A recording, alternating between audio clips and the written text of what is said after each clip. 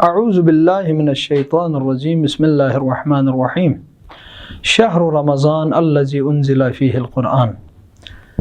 محترم ناظرین، السلام علیکم ورحمۃ اللہ وبرکاتہ۔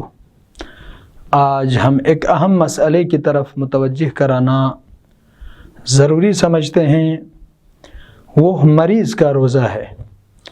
بیماری ایجاد کرنے یا بیماری کو شدید کرنے میں روزے کے اثر اور روزہ نہ رکھنے کی تشخیص خود روزہ دار پر ہے۔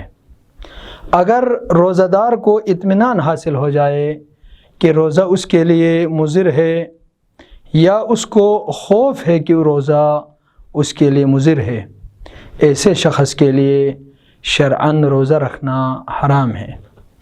اسی سے مربوط ایک اور مسئلہ ہے کہ اگر سانس کی تنگی میں اسپرے سے استفادہ کیا جائے تو اگر یہ وسیلہ، یہ اسپرے صرف سانس کی راہ کھولنے کے لیے استفادہ کیا جاتا ہے تو اس سے روزہ باطل نہیں ہوتا ہے۔